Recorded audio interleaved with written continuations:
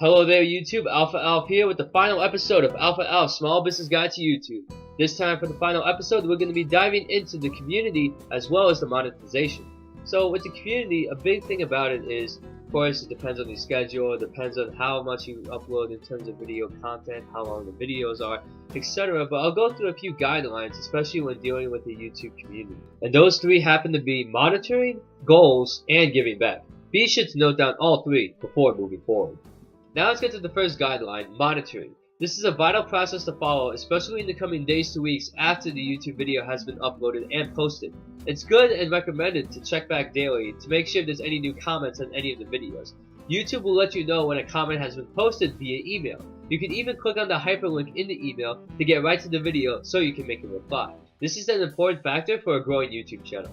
Of course, if there are a lot of comments being posted on the video, it can be hard to reply to them all. So it's always good to prioritize. A good way of knowing how to prioritize the comments is to look for those comments that have a lot of thumbs up. So a comment that has a lot of thumbs up means that the YouTube community approves of that comment quite a bit, and as the YouTube channel, that would be a very good comment to reply back to. A huge part of the monitoring process involves the use of the analytics. If you haven't watched a video that condenses down the analytics into less than 3 minutes, I will provide a link in the description down below for you to check that out. It's through the use of understanding the analytics as well as applying back the comments to get a good snapshot of what the future of your YouTube channel may be. And that segues into our second guideline, goals. It's always good to announce what your goals are to your YouTube audience. You can do this in the intro video, but as time goes along and you start to upload more video content, it's extremely vital to at least let your audience know what's the end goal for this channel? What do you want this channel to do? So as you monitor, or as you create content, as you reply back to comments, all of these factors can be utilized into establishing well-set goals for your channel.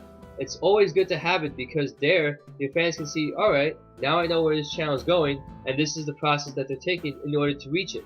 This can be in terms of subscribers, it can be number of views on a video, or even share the video all around the world. Whatever the case may be, make sure you take those goals and announce it to the world, whether it's through social media or through a YouTube video. For example, I want to have 500 subscribers in 3 months. Then you have to see how your video content is going to reflect that and do a lot of monitoring to see how close you are to that goal or what adjustments you need to make. And that brings me to the final guideline, giving back. After you hit all of your goals, you're monitoring your YouTube channel just fine, well established with a lot of subscribers and a lot of views, there's always that part of you that wants to give back to the community in some way, that you want to utilize yourself and your YouTube audience to channel your energy and efforts to do something good. Some ways that the YouTube channel can give back to the community involve some of them actually playing video games on a live stream and accepting donations. Other times they have other events where they're sponsored by a charity organization where they're trying to collect donations for a particular cause. Now, even though these are proven methods of what happened before or what's taking place right now, you can always be a bit creative with your videos depending on the type of video content that you put out. It's really good to see some refreshing ways to give back to the community. Now, before I get into the monetization part of things, I'm not really that experienced with monetizing videos, as both of the YouTube channels I'm a part of haven't reached that point yet. So what I can do at least is provide you some guidance to some articles that I know will be useful to you in terms of monetizing your videos in an effective manner. So please click on the links in the description down below so you can get right to the blog article so you can start reading. But aside from that, I'll also switch it over to the computer so you can see what the monetization page actually looks like. Now, when looking at the monetization page, it does look a little bit intimidating at first, but it has all the answers to your questions, such as how can your videos make money, how much money will the videos earn, what types of videos are actually eligible for monetization, examples, what are not eligible, how will you be paid, and reviewing your agreement with YouTube. All of these pointers are very well worth the time to put into reading. This is especially important for reviewing your agreement with YouTube.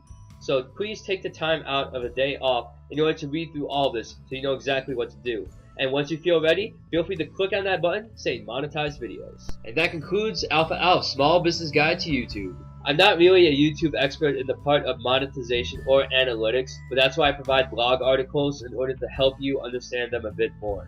I am open to any other suggestions and constructive criticism on how to improve the quality of this YouTube channel. But until then, I'm your host AlphaAlph. Thank you so much for your time, and take care.